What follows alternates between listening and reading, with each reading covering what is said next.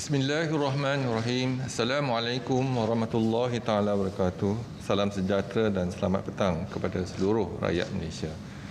Jadi bersama dengan saya petang ini ialah Datuk Dr. Rohaizat, Datuk Dr. Nurhayati Rusli dan Dr. Hisham Shah. Kementerian Kesihatan Malaysia ingin memaklumkan bahawa pada hari ini Malaysia mencatatkan bilangan kes pulih daripada jangkitan COVID-19 sebanyak 900 kes. Ini menjadikan jumlah kumulatif kes yang telah pulih sepenuhnya daripada jangkitan COVID-19 adalah 23,120 kes, iaitu bersamaan dengan 69.3% daripada jumlah keseluruhan kes. Dimaklumkan pada hari ini, negeri Sabah mencatatkan jumlah kes sebanyak 503 kes, iaitu 60.3%. Manakala negeri-negeri di Lembah Kelang pula mencatatkan 157 kes, iaitu bersamaan dengan 18.8% daripada jumlah keseluruhan kes. Pada hari ini, wilayah Persekutuan Labuan pula mencatatkan peningkatan hampir 6 kali ganda daripada 18 kes positif semalam kepada 105 kes pada hari ini. Kelima-lima negeri ini telah menyumbang sebanyak 765 kes, iaitu bersamaan dengan 91.7% secara keseluruhan. Lonjakan bilangan kes positif COVID-19 di wilayah Persekutuan Labuan adalah berikutan lebih banyak saringan bersasar yang dijalankan di lampangan. Saringan komuniti yang dijalankan di Jalan Tenaga, wilayah Persekutuan Labuan telah mengenal pasti 57 lagi kes positif COVID-19 pada hari ini. Kesemua negeri-negeri ini masih berada dalam perintah kawalan pergerakan bersyarat. Untuk makluman juga, sebanyak 64 kes, iaitu bersamaan dengan 7.7% daripada jumlah keseluruhan kes berkaitan dengan pusat tahanan sementara dan kluster-kluster penjara dilaporkan pada hari ini. Yang terdiri daripada pusat tahanan sementara Tawau iaitu 42 kes, kluster penjara Seberang Perai 9 kes, kluster penjara Kepayang 8 kes, kluster Rumah Merah 4 kes dan kluster penjara Tapah 1 kes. Secara keseluruhannya sehingga 2 November 2020 jam 12 tengah hari sebanyak 834 kes baru telah dilaporkan. Ini menjadikan jumlah kes positif COVID-19 di Malaysia adalah sebanyak 33,339 kes. Manakala jumlah kes aktif dengan keboleh jangkitan COVID-19 pula adalah 9,968 kes. Ingin dimaklumkan daripada 834 kes baru yang dilaporkan hari ini, terdapat 3 kes import yang mendapat jangkitan dari luar negara yang melibatkan 1 warga negara dan 2 bukan warga negara yang tiba dari negara Amerika Syarikat 1 kes, negara India 1 kes dan Indonesia 1 kes. Perincian kes penularan COVID-19 dalam negara adalah seperti berikut. Di negeri Sabah, 503 kes telah dilaporkan pada hari ini, iaitu 84 kes daripada kluster-kluster sedia ada, termasuk 42 kes daripada kluster baru, iaitu kluster Pusat Tahanan Sementara Tawau. 292 kes daripada saringan kontak rapat kes positif COVID-19 dan 127 kes daripada lain-lain saringan COVID-19. Di negeri Selangor, 129 kes telah dilaporkan pada hari ini, iaitu 49 kes daripada kluster-kluster sedia ada, 52 kes daripada saringan kontak rapat kes positif, 1 kes saringan severe acute respiratory infection dan 27 kes daripada lain-lain saringan COVID-19. Di wilayah Persekutuan Labuan, 105 kes telah pun dilaporkan, iaitu 91 kes daripada kluster-kluster sedia ada, termasuk 57 kes daripada kluster baru, iaitu kluster tenaga. 9 kes daripada saringan kontak rapat kes positif dan 5 kes daripada lain-lain saringan COVID-19.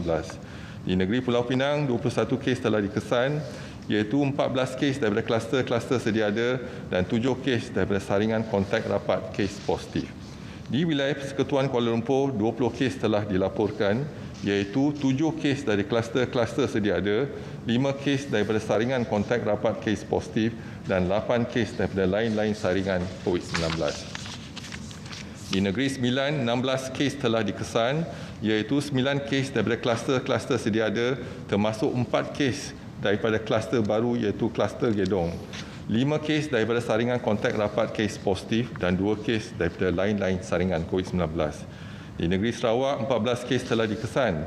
8 kes daripada kluster-kluster sedia ada, termasuk 3 kes daripada kluster baru iaitu kluster Wisma Sabekas dan 6 kes lain-lain saringan COVID-19.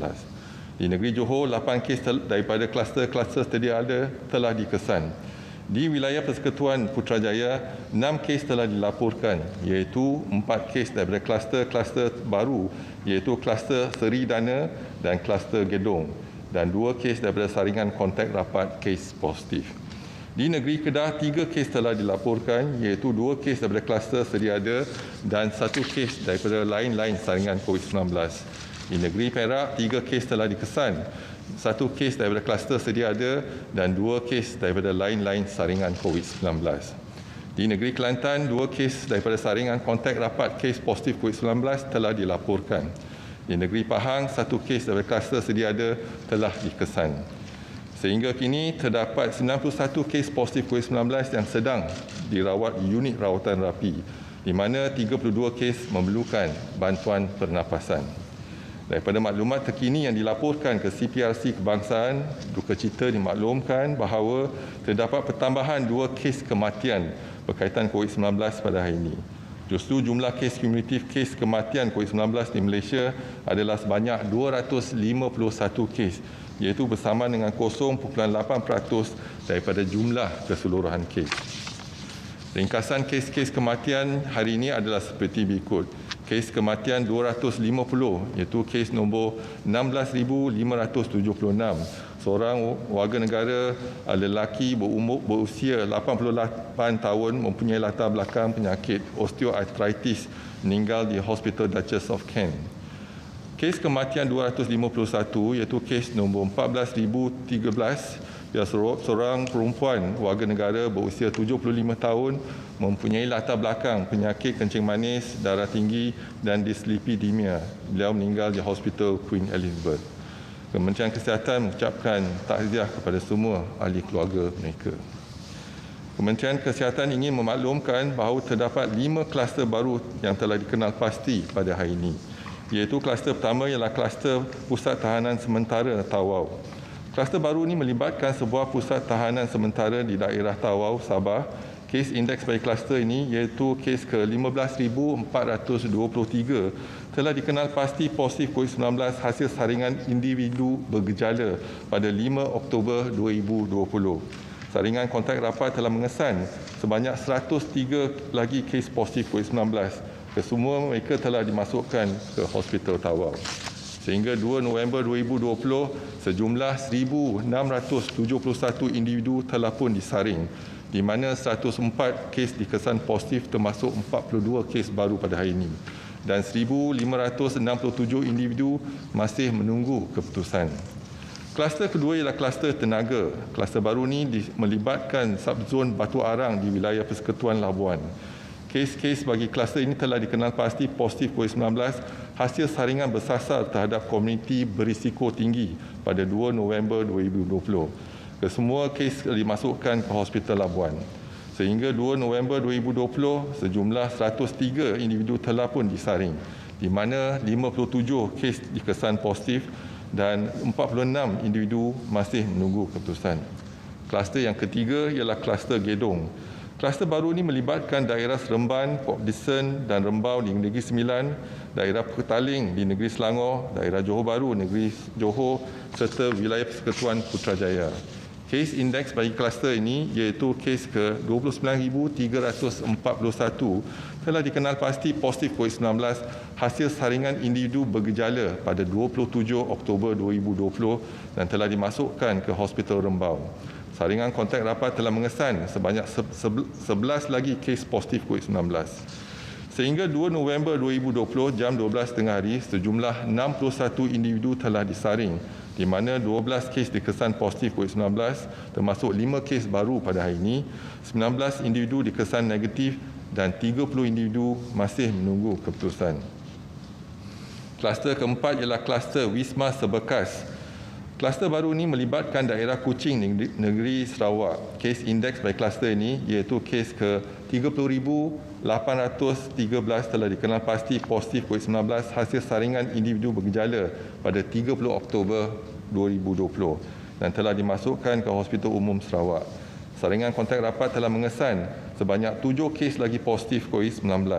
Sehingga 2 November 2020, sejumlah 130 individu telah disaring di mana 8 kes dikesan positif COVID-19 termasuk 3 kes baru pada hari ini, 10 individu dikesan negatif dan 112 individu masih menunggu keputusan. Kluster Seri Dana, kluster baru ini melibatkan wilayah Persekutuan Putrajaya. Kes indeks bagi kluster ini iaitu kes ke 32,505 telah dikenal pasti positif COVID-19 hasil saringan individu bergejala pada 31 Oktober 2020. Saringan kontak rapat telah mengesan sebanyak 4 kes lagi positif COVID-19. Kesemua kes telah dimasukkan ke Hospital Sungai Buloh. Sehingga 2 November 2020, sejumlah 31 individu telah disaring, di mana 5 kes dikesan positif COVID-19 termasuk 3 kes baru pada hari ini dan 26 individu masih menunggu keputusan. Kementerian Kesihatan ingin memaklumkan bahawa akhirnya kluster sungai telah tamat pemantauan dan pengawasan untuk tempoh 28 hari pada hari ini. Kluster ini melibatkan negeri Kedah dan Perlis dan sehingga 2 November 2020 seramai 25,406 individu telah disaring. Daripada jumlah tersebut, 101 kes telah dikesan positif COVID-19 dan baki 25,305 individu adalah negatif. Kadar positiviti bagi kluster ini adalah 0.4% dan terdapat 1 kematian dilaporkan pada kluster sungai. Kementerian Kesihatan ingin menasihati orang ramai agar terus patuhi saranan serta nasihat-nasihat kesihatan yang sering ditekankan. Jadikanlah nasihat-nasihat ini satu kebiasaan baru dalam kehidupan seharian. Elakkan 3S atau 3C, iaitu elak kawasan yang sesak, elakkan kawasan yang sempit dan elak sembang atau bertutur dengan jarak yang dekat. Amalkan 3W, iaitu kerap mencuci tangan dengan air dan sabun, memakai alat penutup muka di tempat awam dan juga kalau jika bergejala. Dan amaran daripada Kementerian Kesihatan yang lebih berkonsep peringatan iaitu seperti elakkan bersalaman dan bersentuhan termasuk melagakan mana-mana bahagian tubuh badan sebagai menggantikan cara kebiasaan bersalaman.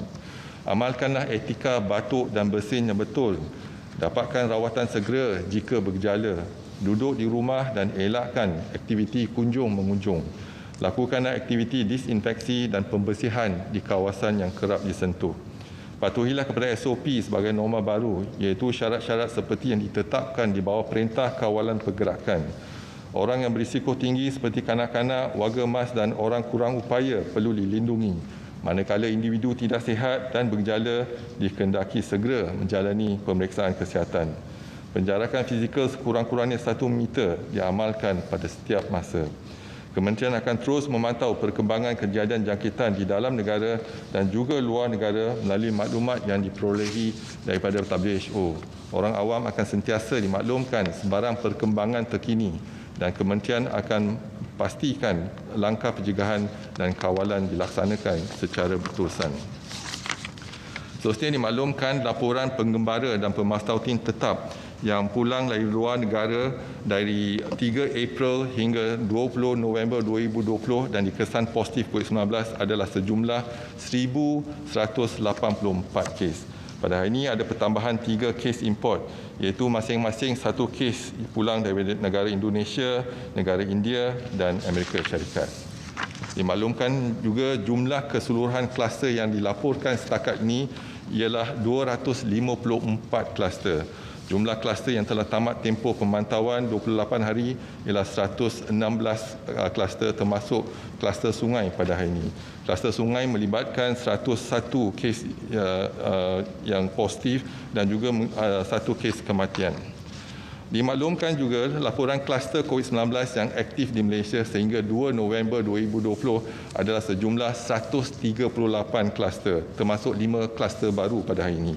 Dan daripada 138 kluster aktif, 38 kluster aktif ada pertambahan kes dan 100 kluster aktif tiada pertambahan kes pada hari ini. Dan kalau kita lihat sekarang ini adalah kluster pertama, kluster tenaga di Labuan ada pertambahan 57 kes menjadikan jumlah kes 57 dan jumlah yang disaring adalah 103. Kluster pusat tahanan sementara Tawau ada pertambahan 42 kes menjadikan jumlah kes 104. Jumlah individu disaring 1,671. Kluster Sagu King di Labuan ada pertambahan 19 kes jadi menjadikan jumlah kes ialah 262. Jumlah yang disaring adalah 3,345. Kluster Titir di Keningau Sabah ada pertambahan 18 kes menjadikan jumlah kes 123. Jumlah yang disaring ialah 1,884. Kluster Hentian masih ada pertambahan 16 kes menjadikan jumlah kes ialah 232 dan jumlah yang telah disaring adalah 2,190. Kluster Limbungan di Labuan ada pertambahan 13 kes menjadikan jumlah kes 41 dan individu disaring adalah 383. Kluster Kaya masih ada pertambahan 11 kes menjadikan jumlah kes 433. Jumlah individu disaring adalah 1,187. Kluster Astaka masih ada pertambahan 10 kes menjadikan jumlah kes 44, jumlah yang disaring 144. Kluster Penjara Seberang Prai ada pertambahan 9 kes menjadikan jumlah kes 279. Jumlah individu yang disaring setakat ini di penjara tersebut ialah 4,140. Kluster Penjara Kepayang di Sabah ada pertambahan 8 kes menjadikan jumlah kes 1,716. Jumlah individu disaring ialah 3,849. Kluster Kempas ada pertambahan 7 kes menjadikan jumlah kes 53. Individu disaring ialah setakat ini ialah 1,729. Kluster Green Hill di Sarawak ada pertambahan 5 kes menjadikan jumlah kes 52 dan individu disaring ialah 470. Kluster Kertang di Kota Belud Sabah ada pertambahan 5 kes menjadikan jumlah kes 38. Jumlah yang disaring ialah 724. Kluster Gedong iaitu kluster baru ada pertambahan 5 kes menjadikan jumlah kes ialah 12. Jumlah individu disaring 61. Kluster Rumah Merah iaitu di Kota Kinabalu Sabah ada pertambahan 4 kes menjadikan jumlah kes 175 dan individu disaring 790. Kluster Sofi di Seremban Negeri Sembilan ada pertambahan 4 kes menjadikan jumlah kes 107. Jumlah individu disaring 174.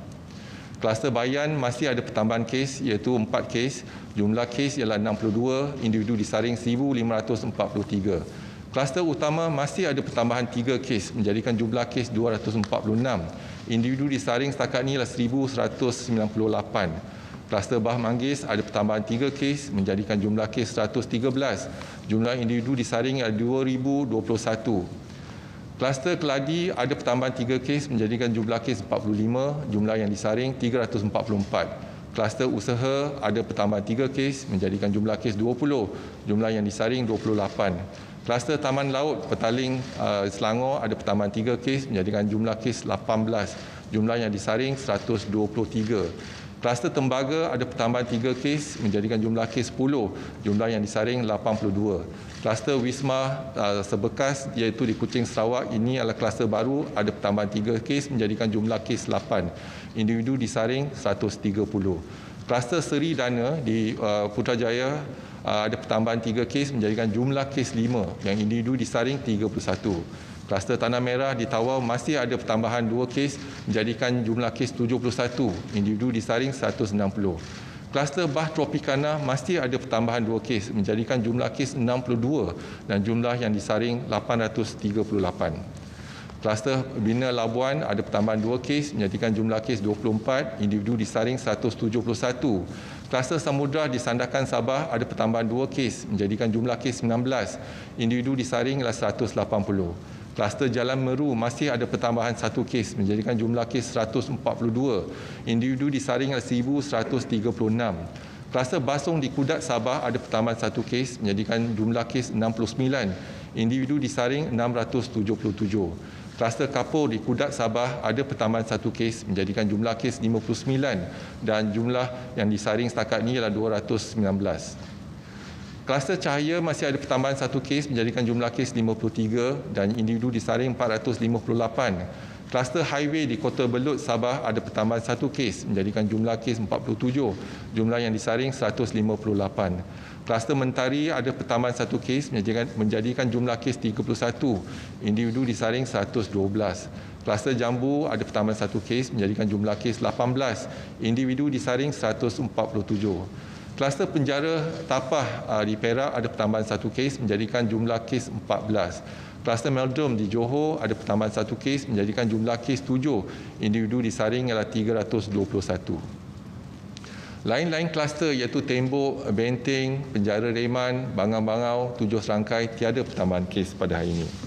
Seterusnya dimaklumkan laporan kapasiti harian 61 makmal COVID-19 yang menjalankan RT-PCR pada 1 November 2020 adalah sejumlah 58,566 ujian. Semalam kita berjaya menjalankan 22,814 ujian seharian iaitu bersamaan dengan 42%. Juga dimaklumkan laporan kapasiti harian 3 makmal COVID-19 di negeri Sabah yang menjalankan RT-PCR pada 1 November 2020 adalah sejumlah 2,700 ujian seharian. Dan semalam ketiga-tiga makmal berjaya menjalankan 2,759 ujian seharian iaitu bersamaan dengan 102%.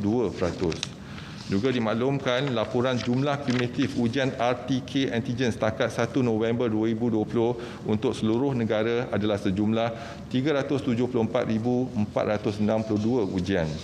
Dan daripada jumlah tersebut, 6,244 ujian adalah positif COVID-19 iaitu bersamaan dengan 1.7%. Juga dimaklumkan laporan jumlah kumulatif ujian RT-K antigen untuk negeri Sabah sehingga 1 November 2020 adalah sejumlah 108,642 ujian. Daripada jumlah tersebut, 5,434 ujian adalah positif COVID-19 iaitu bersamaan dengan 5.0%. Dan kalau kita semak melihat pada ujian RT-K antigen seharian semalam adalah 3,264 ujian dan 62 ujian adalah positif COVID-19 bersamaan dengan 1.9%. Dan dimaklumkan jumlah keseluruhan sampel yang dihantar ke Semenanjung adalah 26,036 sampel dan kita menggunakan pos laju ialah 9,943 sampel iaitu 38.2%. Kita menggunakan TUDM 15,488 sampel iaitu bersamaan dengan 59.5%. Dan juga kita menggunakan makmal-makmal swasta melalui Korea masing-masing iaitu 605 bersamaan dengan 2.3%. Ini membantu untuk kita meningkatkan saringan dan ujian di negeri Sabah. Jadi pada hari ini dapat kita rumuskan 834 kes telah dikesan dengan 3 kes import, 5 kluster baru dan 2 kes kematian. Dan saya buka kepada sebarang pertanyaan, dipersilakan.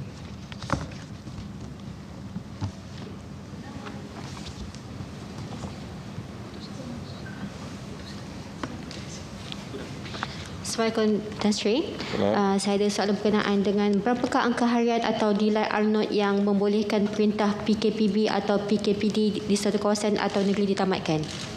Terima kasih. Jadi setakat ni kalau kita lihat graf R0 kita seharian, hari ini ialah untuk satu negara ialah 1, iaitu R0 ialah 1 ya. Kalau negeri Selangor ialah 1.23 dan negeri Sabah juga 1. Jadi kalau kita kekal dengan 1, sepatutnya kita akan dijangkakan mendapat 965 kes. Tapi hari ini kita dapat 834 kes. Berarti R0, kalau kita guna R0 ialah 965 kes, tetapi kita kurang pada 953 kes, berarti kita kurang pada 1. Jadi mungkin dalam 0.9596 begitu. Jadi kalau R0 kita semakin menurun, maksud dia keboleh jangkitan tu kurang. Dan kita menggunakan R0 itu untuk melihat kepada tindakan kesihatan awam kita, saringan-saringan kita dan pengurusan COVID-19 di lapangan. Berarti kalau dalam tempoh 2 minggu kita dapat turunkan, iaitu di permulaan gelombang ketiga, R0 ialah 2.2, dia turun sampai 1.5, lepas tu dia turun sampai 1, sekarang ni kurang daripada 1, jadi kurang sikit daripada 1.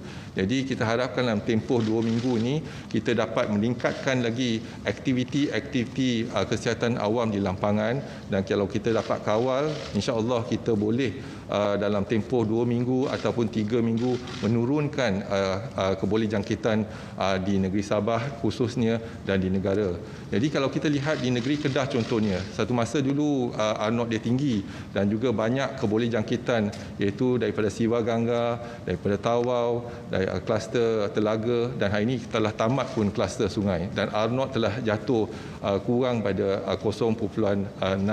Jadi kes-kes yang dikesan di negeri Kedah datang daripada penjara, tapi bukan daripada komuniti. Jadi kita rasa kes sekarang ini semakin berkurangan di negeri Kedah. Ini menunjukkan kejayaan kesihatan awam dalam kita mengawal dan membendung penularan COVID-19 di negeri Kedah. Jadi kalau kita ada pengalaman menggunakan kaedah kesihatan awam, kita akan pakai pengalaman tersebut untuk kita mengurus dan juga membendung penularan jangkitan COVID-19 di negeri Sabah.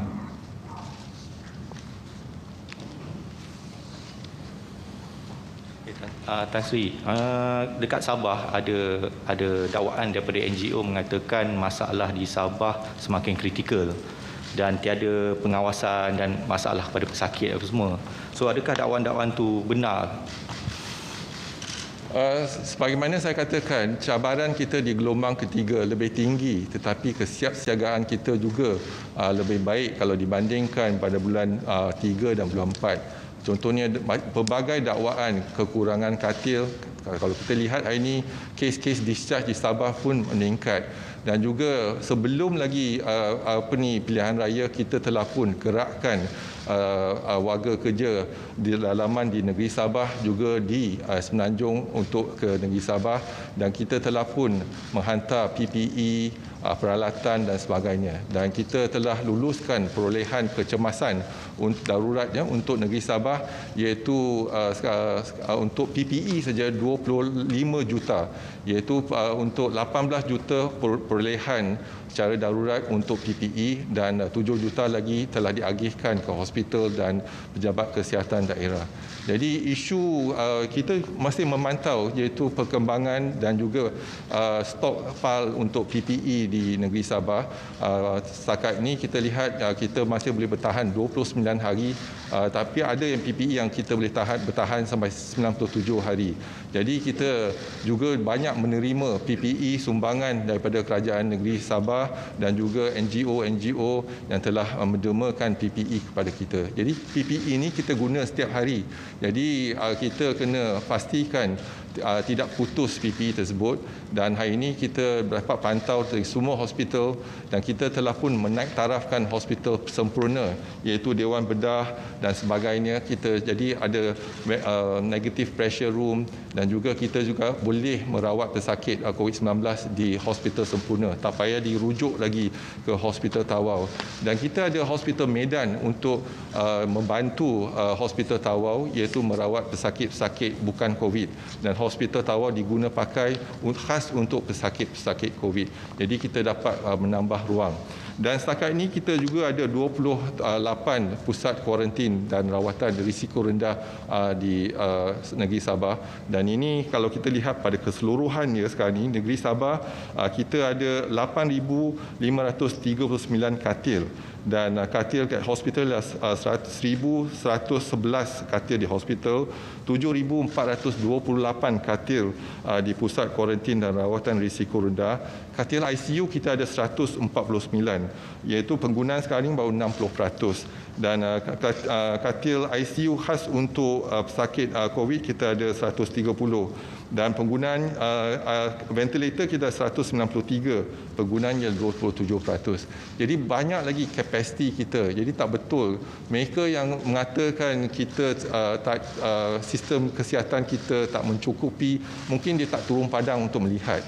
Jadi kita memantau iaitu keadaan katil-katil kita, tetapi kita akui iaitu pada permulaan iaitu sebab result ataupun keputusan RT-PCR yang kita guna pakai datang balik lambat keputusan tu. Jadi bila keputusan tu balik lambat, jadi tindakan kita juga lambat. Jadi hari ini kita tak bergantung pada RT-PCR, kita guna pakai RTK antigen. Kita dah hantar 200,000 RTK antigen ke negeri Sabah dan telah pun diagih-agihkan ke hospital dan klinik kesihatan, dan dengan tu kita rasa kita dapat mempercepatkan lagi ujian COVID-19 dan dapat keputusan pada hari yang sama. Jadi kita dapat laksanakan tindakan kita. Tapi kalau kita lihat di negeri Sabah, kes yang meningkat ialah kes di kluster Kepayang dan juga depo tahanan sementara di Rumah Merah, kluster Rumah Merah, dan sekarang ni di DTS di Tawau. Jadi kes meningkat di situ. Dan juga kita juga lihat kes-kes meningkat di penjara daripada Alostar, Pokok Sena, penjara Reman dan sebagainya. Jadi tindakan kita dah bekerjasama dengan pihak penjara untuk melihat kepada SOP dan juga kita melaksanakan tempoh di semua penjara, iaitu pastikan jangkitan di penjara dapat dikawal. Hari ini alhamdulillah kita lihat bahawa 7.7% saja jangkitan dalam penjara. Masih ada tetapi terkawal. Kita akan tingkatkan lagi aktiviti kawalan di penjara, depo tahanan imigresen dan juga depo tahanan sementara di negeri Sabah.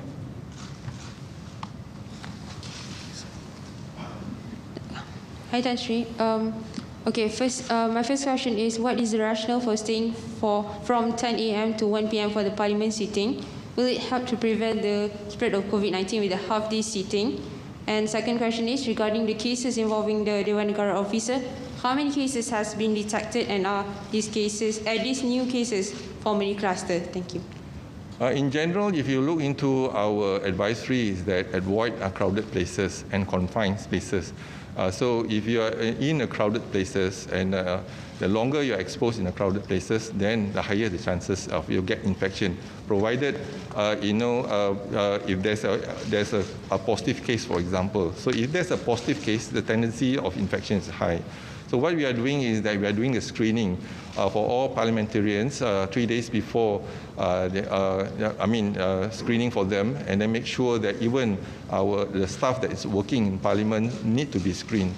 Today we found out that, for example, the auxiliary policeman, one was positive, and then we contact tracing the three of his colleagues also positive, and the wife also positive. So already 5 cases there.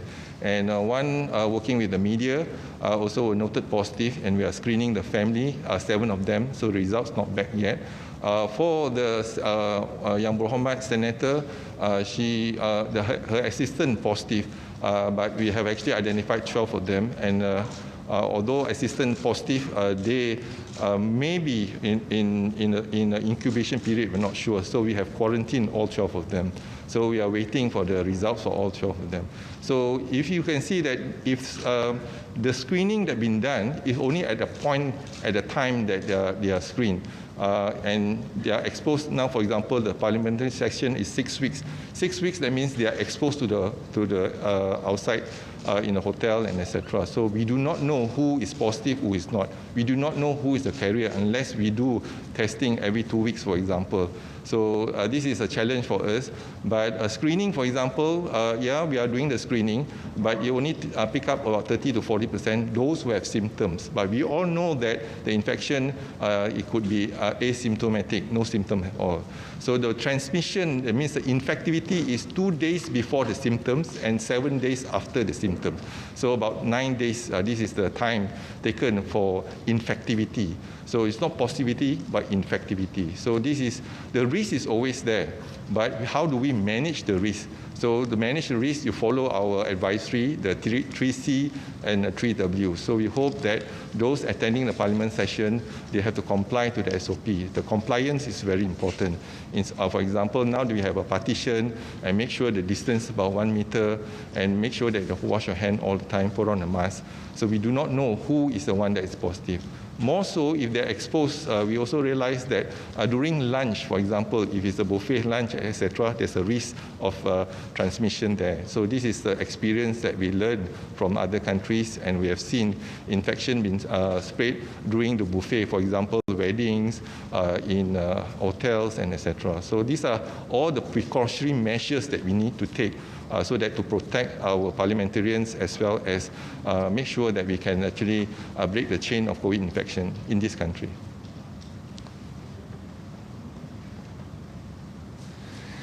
Hi, Tan Sri. There is a report claiming that PPEs are not reaching healthcare workers in the Sabah interiors in time, that they have to buy their own or source their own while waiting for the ministry supply.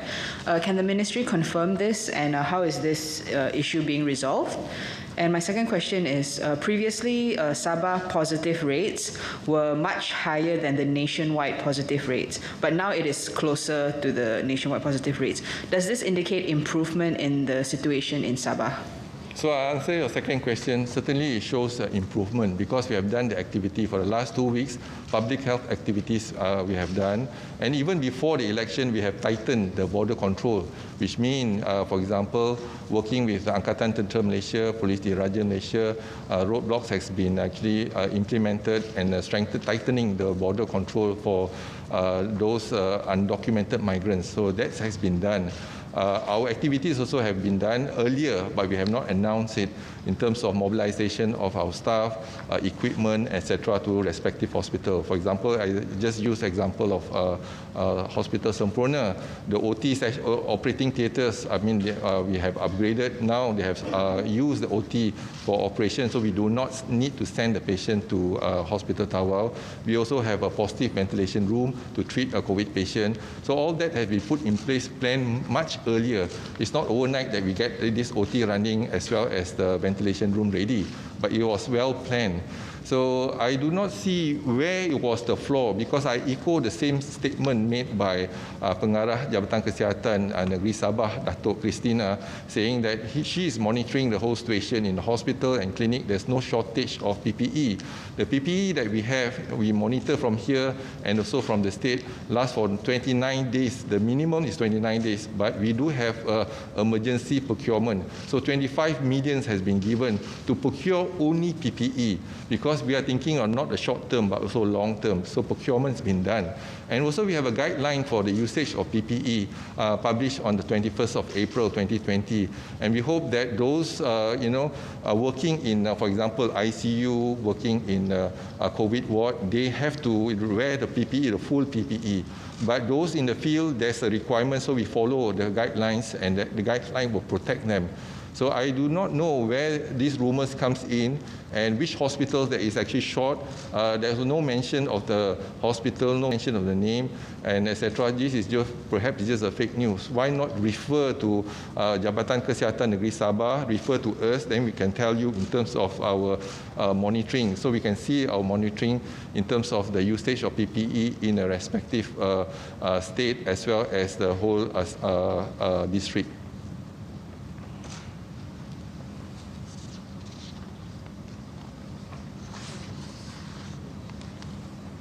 Tan Sri, my question is, there's a dentist posted in Facebook saying that she has been assigned by MOH to be part of the frontliner in Hentian Kajang to conduct swab tests in that area.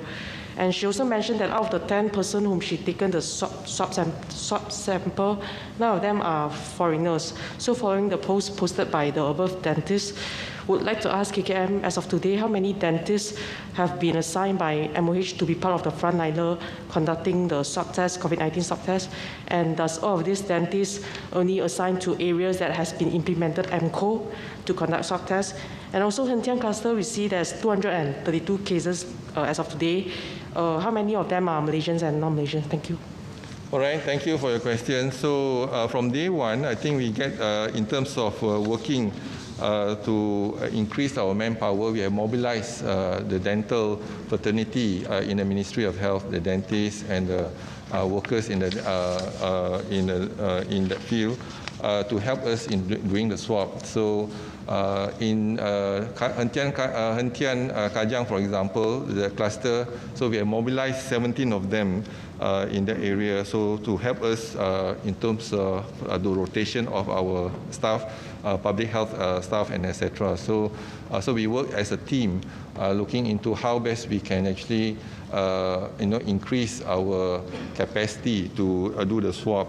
So as for 1st of November 2020, 90 cases has been identified and noted to be positive.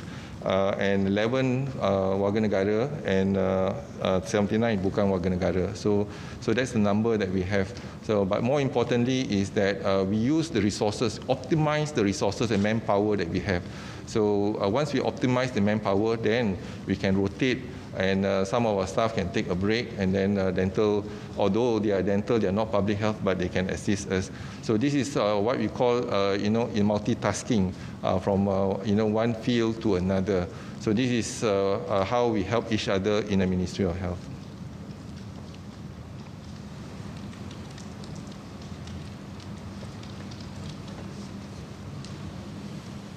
So any more questions? Jadi kalau tak ada soalan lagi, saya ingin mengingatkan diri saya sendiri dan juga rakyat Malaysia untuk kita patuh kepada SOP. Kalau tak ada urusan penting di luar, biarlah kita duduk di rumah untuk tempoh 2 minggu sahaja. Kalau kita boleh duduk di rumah untuk tempoh 2 minggu, jadi kita boleh putuskan jangkitan COVID-19 dalam negara kita. Kalau kita terpaksa keluar, pastikan kita patuh pada SOP, iaitu elakkan 3S, 3C, amalkan 3W yang sering kita tekankan. Jadi kita kena jaga kita kena jaga keluarga kita kena jaga masyarakat dan juga negara kita. Sekian, wabillahi taufiq wal hidayah. Assalamualaikum warahmatullahi taala wabarakatuh. Terima kasih.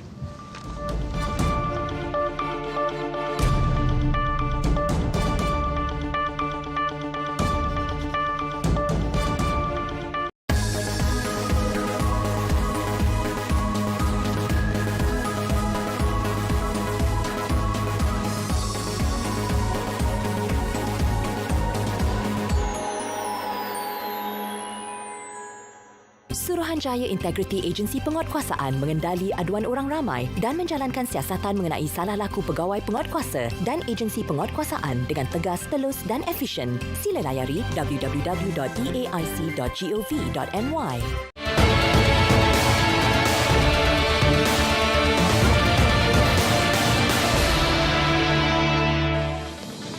Bayaran BPN 2.0 ini akan dibuat dalam 2 ansuran.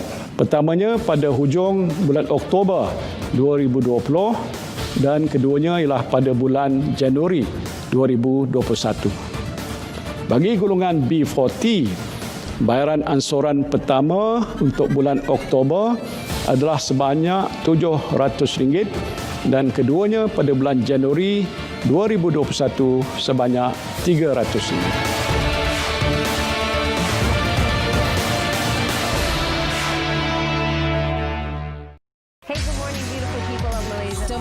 #TraxFM. Hi, good morning everybody. Okay, not exactly all. It's an article on Forbes.com, so I just wanted to share. If it's your first time to Trax FM, hello and welcome. It's not your Wrap things up today on the show.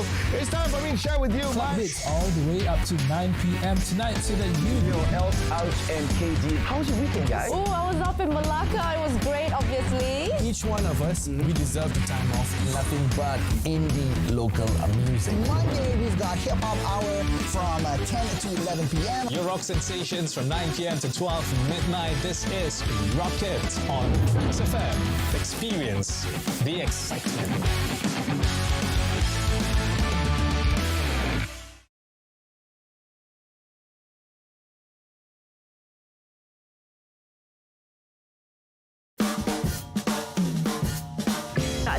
ketinggalan program kegemaran di RTM? Buat turun aplikasi RTM Mobile dan anda boleh mengikuti secara langsung semua saluran televisyen RTM, TV1, TV2, TV OK, Berita RTM, RTM Sports serta dengarkan lebih 20 saluran radio RTM. Buat turun sekarang di App Store, Google Play, App Gallery dan sertai lebih 2 juta komuniti RTM Mobile. RTM Mobile di mana jua?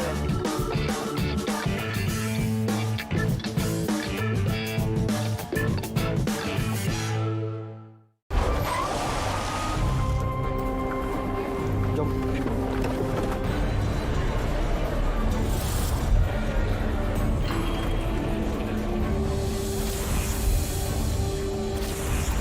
Tolong cari barang. Apa tu?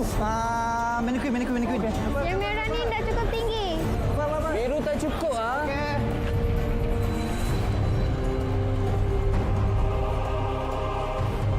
Okay. Okay, ya.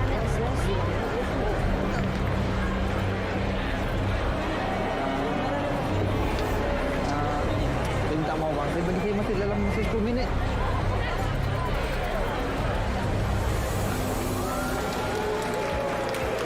Tapi barang-barang kita tu, kita kutip tepi jalan lah, belakang rumah. Besi buruk, takkan buat kat situ. Dari benda-benda kecil ni lah yang membina negara kita dan berpayung di bawah jalur gemilang.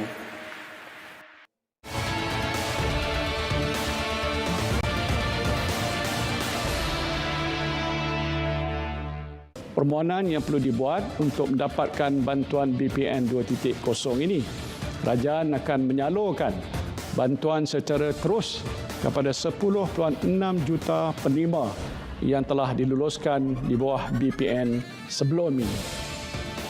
Dan bagi mereka yang layak tetapi tidak pernah menerima BPN, kerajaan akan memberikan peluang untuk rayuan dan permohonan bank.